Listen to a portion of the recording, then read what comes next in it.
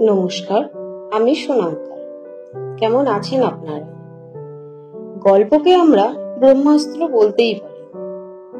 মন খারাপ, একটু গল্প পড়ে বা শুনে নিলেই মনটা কিভাবে যেন ভালো হয়ে যায়।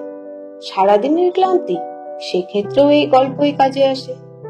চলুন তাহলে এই সারাদিনের ক্লান্তি, মন খারাপ, একাকিত্ব বা আরো কিছুর থেকে আপনাদের একটু কল্পনার দুনিয়ায় নিয়ে যাওয়ার চেষ্টা করি আরো একটি গল্পের সাথে। তাহলে আজকের গল্প শুরু করা যাক। আজকের গল্প বুড়ি ও তার 5 ছেলে। অনেক অনেক দিন আগে এক গ্রামে এক বুড়ি বাস করত। এই গ্রামটা ছিল মেদিনীপুর জেলার সমুদ্রের কাছে। এখন যেখানে দীঘা গড়ে উঠেছে, তখন সেখানে ছিল ধুধু মাঠ। সমুদ্রের জল বাড়লে ওই সব মাঠকে ভাসিয়ে নিয়ে যেত। ওখান থেকে 3-4 মাইল দূরে ছিল ওই বুড়ির গ্রাম। তার ছিল 5টি ছেলে, কিন্তু এই 5টি ছেলের ছিল বিশেষ 5 রকমের গুণ। বুড়ির বড় ছেলের ছিল একটা অদ্ভুত গুণ। সমুদ্রের ধারে দাঁড়িয়ে সে সমুদ্রের জলটাকে একেবারে শুষে নিতে পারত, কিন্তু খানিকক্ষণ বাদেই মুখ দিয়ে সব জলটাকে বার করে দিতে পারত। তার মেজ ছেলের ঘাড়টা ছিল লোহার চেয়েও শক্ত। কোনো কিছু দিয়ে সেখানে ঘা দিলে তার তো লাগতোই না, উপরন্তু যা দিয়ে ঘা দেওয়া হতো তাই হয়তো ভেঙে যেত। সেজ ছেলেকে আগুনে পোড়ানো যেত না। জ্বলন্ত কাঠ যদি তার গায়ে চেপে ধরা হতো, তাহলে তার ছ্যাঁকা তো লাগতোই না, এমনকি ফোস্কা অব্দি পড়তো না।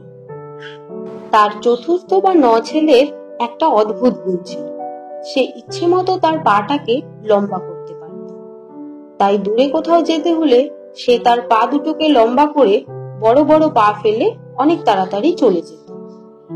ছোট ছেলেটার গুণ ছিল কি, সে নিঃশ্বাস বন্ধ করে যতক্ষণ খুশি ততক্ষণ থাকতে পারত। এদের 5 জনের 5 রকম গুণ থাকলে হবে কি, এরা দেখতে ছিল একরকম। এদের চেহারার মধ্যে এতই মিল ছিল যে গ্রামের লোক ঠিক করতে পারত না তাদের মধ্যে কে কোনজন। তাদের কেবল চিনতে পারত তাদের মা। সমুদ্রের কাছে বাস, তাই বুড়ির বড় ছেলে রোজ সমুদ্রে মাছ ধরতে যেত। সমুদ্র থেকে রোজ ভালো ভালো মাছ ধরে এনে সে শহর বা গঞ্জে বিক্রি করে যা পয়সা পেত, তাইতেই তাদের খুব ভালোভাবে চলে যেত। অন্য 4 ভাই গ্রামে থেকে চাষ করে দিন কাটাত। বুড়ির অবস্থা বেশ ভালো হচ্ছে দেখে গ্রামের লোকের হিংসে হলো। তারা খবর নিয়ে জানলো বুড়ির বড় ছেলে রোজ রাত্রে মাছ ধরতে যায়, আর সেই মাছ বিক্রি করেই প্রচুর আয় হয়। তাই তারা তাদের ছেলেদেরও পাঠালো মাছ ধরতে। কিন্তু বুড়ির ছেলে যা মাছ ধরে আনে, তার 10 ভাগের 1 ভাগও তারা কেউ ধরতে পারত না। সমুদ্রে তুফান উঠলে তারা জাল আর নৌকো নিয়ে সমুদ্রের ধারে বা অন্য কোথাও বসে থাকত, একটা মাছও ধরতে পারত না। কিন্তু দেখা যেত অমন রাতেও বুড়ির ছেলে ভালো মাছ ধরেছে, আর শহরে বা গঞ্জে তা বিক্রি করে সে প্রচুর টাকা এনেছে।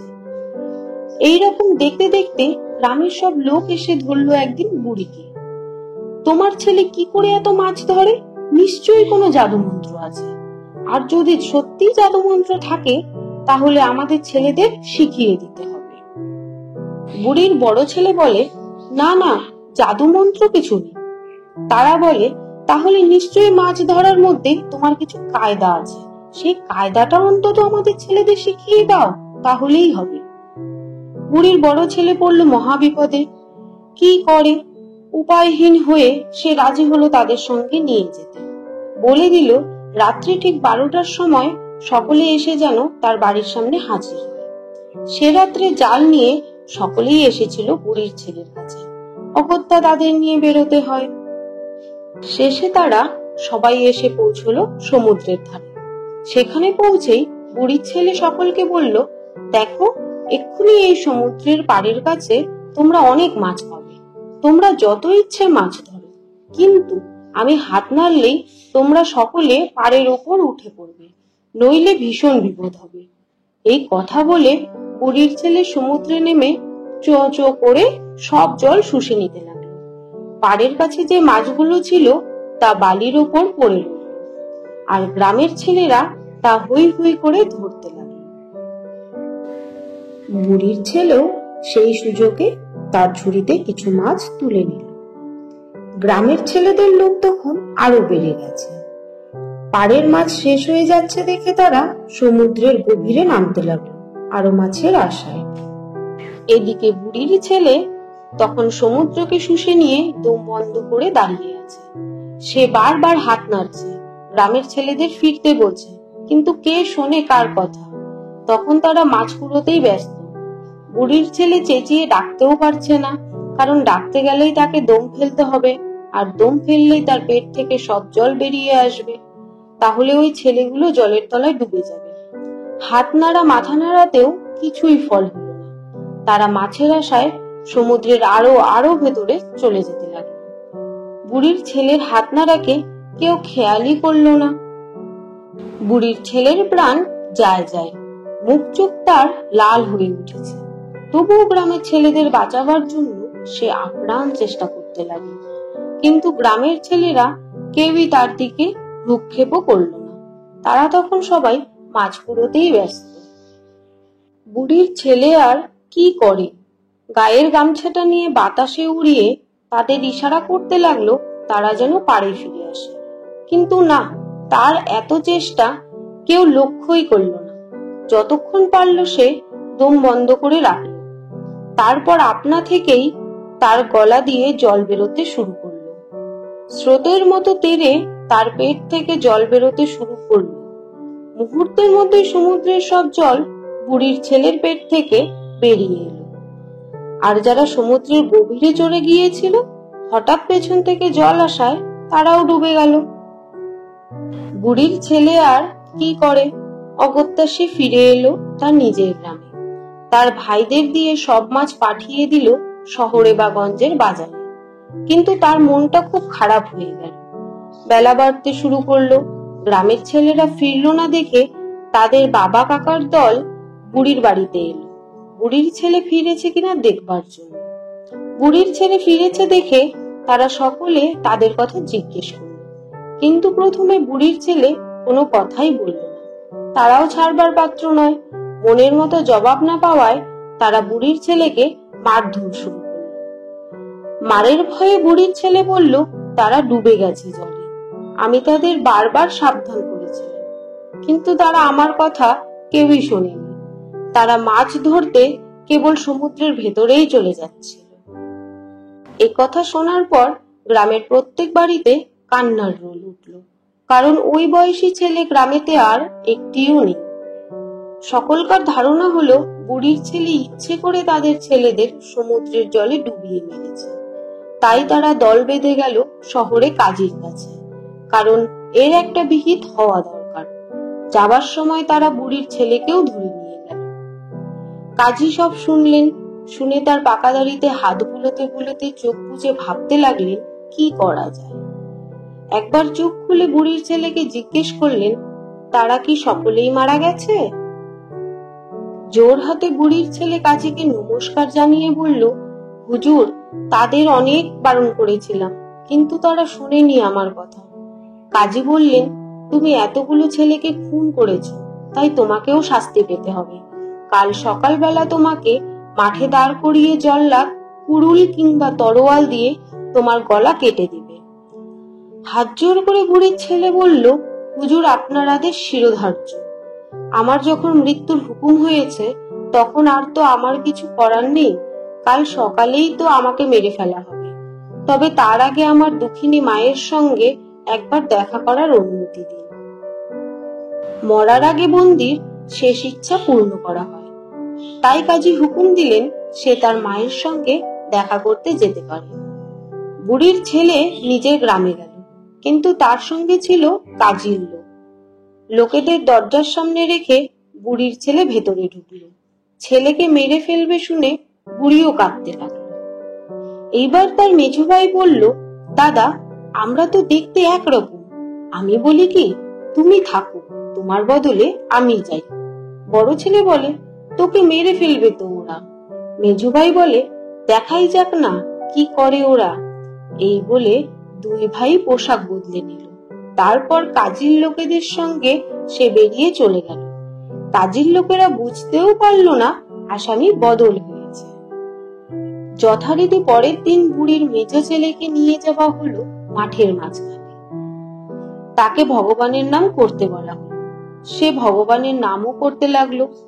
এইবার জল্লাদ একটা বিরাট কুড়ুল নিয়ে একটা কোপ মারলো বুড়ির ছেলের গলায়, কিন্তু কিসের সঙ্গে যেন একটা ধাক্কা খেয়ে কুড়ুলটা খান খান হয়ে ভেঙে গেল। জল্লাদ চমকে উঠল, এমনটি তো কখনো হয় না, এ আবার কি? কাজীর আদেশ পালন তো করতেই হবে। তাই এবার একটা নতুন তরোয়াল আনা, কিন্তু তরোয়াল দিয়েও কোপ মারতেই সেটাও আবার দুখানা হয়ে গেল। এরপর জল্লাদের তরোয়াল, খাড়া, কাটারি যা কিছু ছিল সে সব কিছু নিয়ে বুড়ির ছেলের গলায় কোপ মারতে গেল। রোদ্রে বেশ চকচক করে ঘুরে গলা পর্যন্ত তো সেগুলো যায়, আর কিসের সঙ্গে ধাক্কা খেয়ে খান খান হয়ে ভেঙে যায়। কিছুতেই যখন তাকে কাটা গেল না, তখন জল্লাদ তাকে টেনে নিয়ে কাজীর কাছে নিয়ে গেল। ভাঙা অস্ত্রগুলোও সঙ্গে নিয়ে গেল। গিয়ে বলল, হুজুর বিচার করুন, এক কোপ দিয়ে কাটতে বলেছিলেন, কিন্তু কাটতে গিয়ে মানুষ তো কাটা পড়লই না, উপরন্তু আমাদের অস্ত্রগুলোর কি হাল হয়েছে দেখুন, বলে ভাঙা অস্ত্রগুলো দেখালো। কাজী সব শুনে তার দাড়িতে হাত বুলোতে লাগলেন। তারপর হুঙ্কার ছেড়ে বললেন, তাও আবার হয় নাকি? যত সব অপদার্থের দল, কোথা থেকে পুরনো সব অস্ত্রগুলোকে ভেঙে নিয়ে এসে যত সব বাজে কথা বলছে। আচ্ছা দেখি আমার এই নতুন তরোয়ালে ওকে কাটা যায় কিনা। খাপ থেকে নতুন তরোয়ালটা বার করে একবার মাথার ওপর জোরে ঘুরিয়ে নিয়ে তিনি কোপ মারলেন বুড়ির ছেলের গলায়। কিন্তু সেই একই ঘটনা, বুড়ির ছেলের গলায় ধাক্কা লেগে তরোয়ালটা খান খান হয়ে ভেঙে গেল।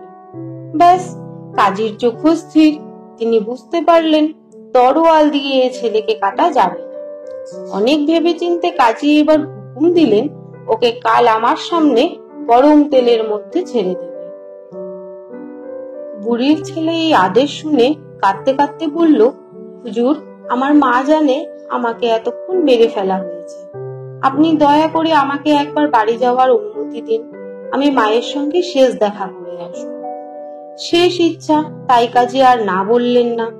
লোকজন দিয়ে ছেলেটাকে তার বাড়ি পাঠিয়ে দিলেন। বাড়িতে তার অন্য ভাইয়েরা সে কথা শুনল। এইবার সেজভাই বলল, দাদা তুমি থাকো, এইবার আমি যাই। দুজনে পোশাক বদল করল। প্রহরীদের সঙ্গে সেজভাই গেল শহরে। আগের দিন বুড়ির ছেলেকে মারা যায়নি, তাই লোকের উপর আদেশ দিয়ে কাজী নিশ্চিন্ত থাকতে পারেননি। তাই সকালবেলায় বন্দীকে যেখানে তেলের কড়ায় ফেলা হবে সেইখানে গিয়ে হাজির হলেন। বিরাট একটা উনুন জ্বালা হয়েছে, আর তাতে চাপানো হয়েছে মস্ত বড় একটা কড়া। কড়া ভর্তি তেল আগুনের আঁচেতে টকবক করে ফুটছে। ফুটন্ত তেল দেখে কাজী তো মহা খুশি। তার ধারণা আজ ছেলেটা নিশ্চয়ই মারা পড়বে। কাজীর হুকুমে আসামিকে আনা হলো। তারপর তারই হুকুমে ওই বুড়ির ছেলেকে চ্যাংদোলা করে ফেলে দেওয়া হলো গরম তেলের ভেতর। কড়ায় তেল ফুটছে টকবক করে।